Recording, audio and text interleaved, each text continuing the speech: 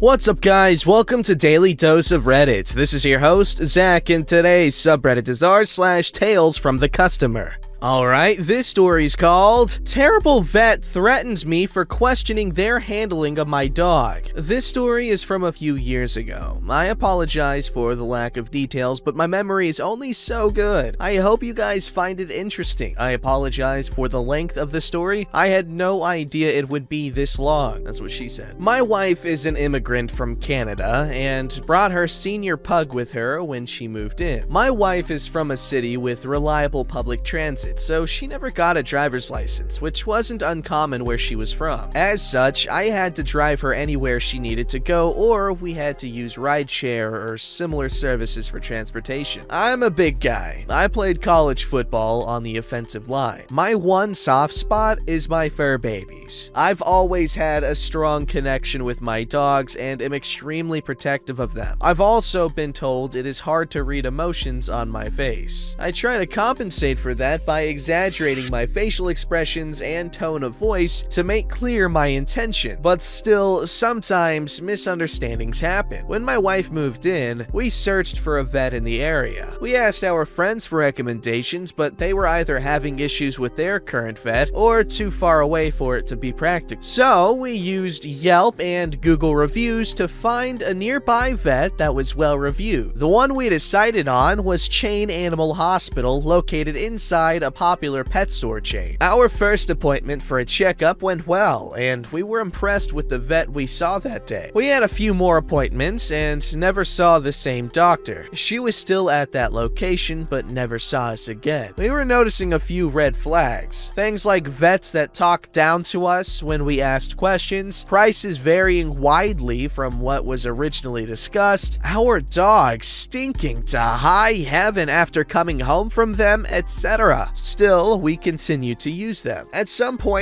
our dog experienced an injury and started yipping and shaking whenever she moved. I made arrangements with my work and we got her in to see the vet immediately. The vet said she likely had IVDD. They prescribed her on steroids and pain medication and told us that she needed to be kept on crate rest for 4 weeks while on the prescribed medication. We asked when we should call back and were told if her condition gets worse. After 2 days, the medication seemed to be working and she seemed to be doing much better. However, after 2 more days, she got sharply worse. My wife made a call to the vet for advice on whether to bring her in for another appointment. They recommend that we bring her in for x-rays. We drop her off at the vet in the morning before I go to work. My wife takes a call from the vet in the early afternoon. They say that they will not be able to see anything on the x-rays due to the steroids that she's on. They ask her if we still want them to perform the x-rays and she says not to proceed. They continue on from there to mention surgeries and other multi-thousand-dollar procedures and insinuate that it may be time to put her down. I receive a call from my wife, who is in tears, explaining about the call. I'm instantly pissed and point out that they knew about the steroids before recommending the x-rays. After work, I pick up my wife and head to the vet to pick up our dog, planning to have a long talk with someone about our situation. We wait for a few minutes before a woman in scrubs, we'll call her Lilith from here on out for appropriateness, sat entirely too close to me and starts trying to explain the situation. I'm very angry, but I keep a handle on it and ask her in very pointed language why we were directed to bring our dog in for x-rays, then told her that the medication they prescribed wouldn't allow for successful x-rays. Lilith stands up and tells me that I need to watch my attitude or it won't end well for me. I was taken aback. I have been very careful to not raise my voice or lose my cool. I love my dog and I was really worked up because her life seemed to be in the balance and they were wasting time and money that could be used to treat her and give her a better chance of being successfully treated. I'd love to tell you that I continued to maintain my cool and handle the situation calmly. That is isn't what happened. I raised my voice and asked for an answer to my questions. Lilith smugly responded that it wasn't their problem because my wife declined the x-rays, avoiding answering the question. I again rephrased the question and asked why we were recommended x-rays that could not be performed. I asked Lilith to give me my dog and I would like to check out. She continues to insult me and insinuate that she won't give me my dog without me paying. I had never planned or expressed a desire to not pay. Eventually, the vet on duty, who is also the clinic manager, noticed the commotion. She came out and addressed me and took me into the exam room. Lilith decided to tag along. The vet was very professional but didn't provide much of an explanation to my questions. During our conversation, Lilith continued to interject into the conversation with thinly veiled insults and sending blame our way for refusing treatment. After the third interruption, I respond to her, "Excuse me, I am speaking with the doctor. I am done speaking with you. Please stay out of this." Lilith leaves the exam room and walks to the phone and asks the doctor if she can call the police. The doctor looks back at her incredulously and tells her no. The doctor ends up stating options for treatment going forward, but offers no apology or explanation for why we are being asked to pay for an office visit without treatment. I end up getting my dog and paying for the visit, as I didn't want to continue the confrontation. I spoke to some friends, and one of them had a similar situation with their vet without the Lilith encounter, and had went to a new vet that was much further away that they had great success with. Great success! We took our dog to the new vet. They explained to us that it is entirely normal for IVDD to see some aggression before the dog will get better. We show the vet what was prescribed by the old vet. The new vet immediately got her in for an x-ray. The vet pointed out the herniated discs in her back. The new vet recommends we increase the steroids, keep up with the great rest, and decrease pain medication, with the reasoning being that the dog will be less likely to overdo it if they can feel some pain. I thank the new vet profusely and explain the situation with the old vet. The new vet chuckles and, in a thick southern accent, delivers this line that I will never forget.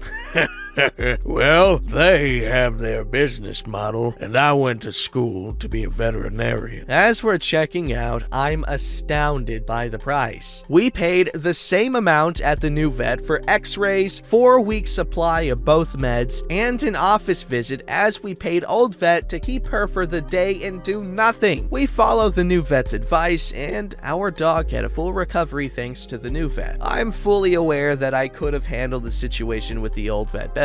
It was a high-stress situation, but I take responsibility for my part in the situation. I've never been threatened by an employee of any business before or since. It totally threw me off my game. I just don't understand treating a customer like that and being unwilling to see the situation from the customer's perspective. As for our dog, she lived to be the ripe old age of 14. She made a full recovery and had a happy and healthy life for the next year and a half. We have 2 more dogs now and continue to use the new vet to this day. We're so grateful that he gave us more time with our girl. That is a sweet ass story. Old vet sucks, new vet rocks. Hell yeah, Lilith can go eat a turkey. Alright, this story's called Hotel Front Desk Attendant Checks Me Into Wrong Room, Unaware Until After Midnight. Last Friday night, I stayed at a Holloway Inn. I made my reservation at 4 p.m. and checked in about 9:45. I get to my room and do the usual, order a pizza, shower, watch TV. At midnight, 2 women in their 50s open my door. They both apologize and immediately walk out. I had a little chuckle about it and let it slide. I figured the doors didn't automatically lock for whatever reason, so I flip it and go back to watching TV. At 12:15 a.m., I get a knock on my door. It was a different front desk attendant than earlier. Female, 50s. "I'm gonna need you to come downstairs." Why? "Because I don't know who you are, why you're in this room, or how you got in here." I get dressed and head down, a little agitated, not because I was going downstairs, but because of her wording. I give her my ID empty, and she says, the guy earlier checked me into room A, but had me go to room B. She says she's going to go ahead and let me stay in room B since I'm already there. Gee, thanks. So I walk back up to my room, undress, and hop into bed because I'm ready for it. At 12:30 a.m., the room phone rings. It's the front desk attendant again. She tells me she needs me downstairs again because she can't find my payment info. So once again, I get dressed, trudge downstairs, and hand her my card. She doesn't do anything with the card except read the numbers and check her screen. She had the information, just wanted to verify it seems. So I go back up and crash. The next morning, I go to check out, and it's a different attendant at the desk. Female, 20s. How was your stay? There isn't anything in the computer about what happened.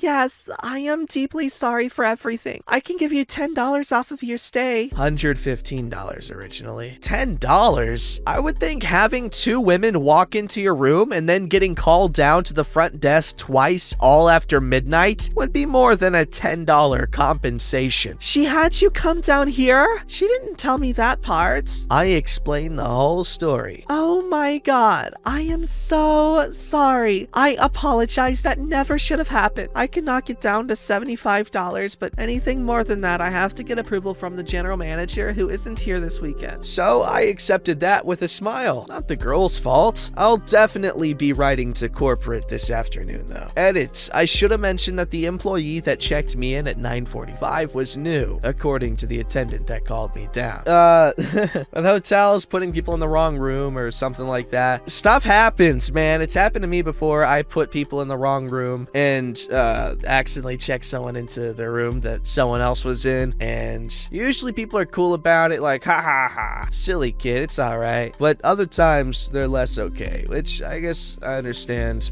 But what OP had to deal with is a little bit more ridiculous, and I'm glad I can say that I have only done this a couple of times. Alright, this story is called That Ain't No Winter Coat. I recently discovered a wonderful online store that rhymes with florid. Gorgeous clothes that make me drool. Unfortunately, they make millions of other ladies drool as well, and what you see on Tuesday is sold out by Wednesday. I was on a mission to buy myself a new winter coat. Looked in their winter coat section and found a pretty coat in dark green with a red plaid liner. Hey, I'm Canadian. We can't resist a nice red plaid. After drooling for a bit, I happily placed my order and then proceeded to haunt my mailbox waiting for it to arrive. Coat came. Dude, this is not a winter coat. Green? Check. Red plaid? Check. Winter warmth?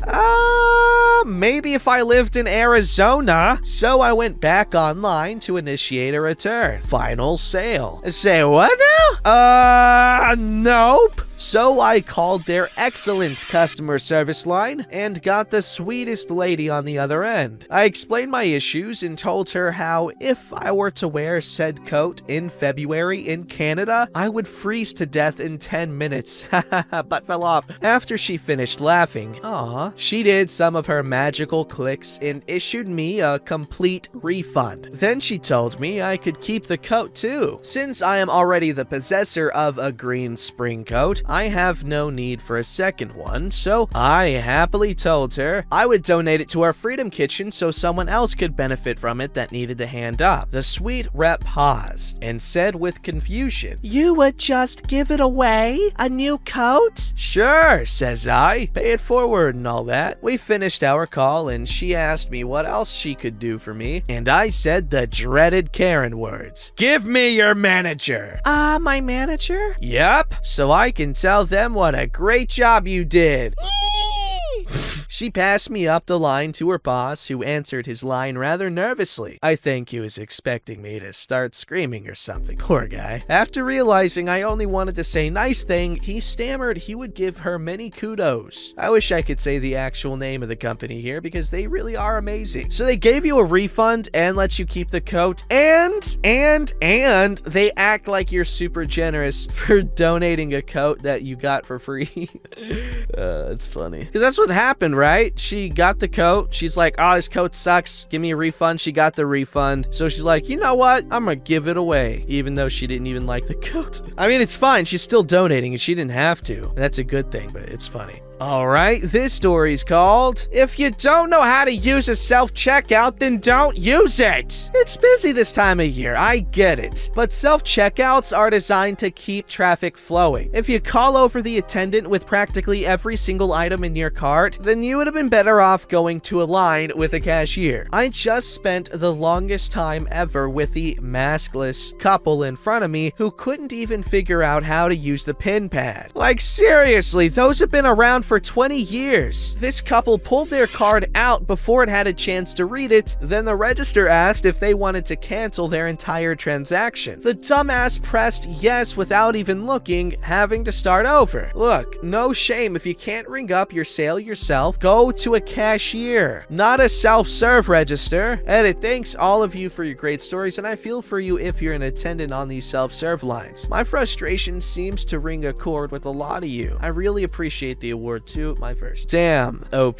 that sounds incredibly frustrating, especially since they didn't have a mask. And like, even if they're not obnoxious in any other way, just like going to like a store or something without the mask on when it's like required even, it's just like an extra level of annoyance. It's like, you know, their threshold is that much lower. It's kind of like radiation in Fallout 4. Alright, this story is called Petty Shopkeeper's Made Up Dollar Fee Was My Last Dollar at That Shop. I just popped into a local shop for my monthly recurring purchase and a gift certificate for my friend. I grabbed a couple of other things too. The owner rang me up, then said, "Oh wait, I had to charge tax on the certificate." And I told them, no, it wasn't taxable, and the tax would happen at my friend's transaction when the items they choose will be taxed, and the certificate will pay the items taxed then. They seemed to understand, but then said, "Well then I'll have to charge you $1, because they had to buy the certificates. There hadn't been an extra charge until I spoke up about how the tax works. They even reiterated, "But I had to buy them," about the gift certificates, and I'm like, I'm sure there are a lot of things you have to buy for the business. I'm thinking, seriously? Do you charge people when you give them one of your business cards? Do you charge a receipt fee? Do you split the utilities with each customer? Anyway, I gladly paid the $1 on top of my $100 in merch and gift certificate to get out of there knowing that it was the last $1 I will spend there. Scummy business frickin' practices. It's literally charging a money fee. You're buying their currency and they're charging you for the actual price of the currency, not just the value. That's redonkadonk. Don't forget to like, subscribe, and hit that bell to never miss an episode.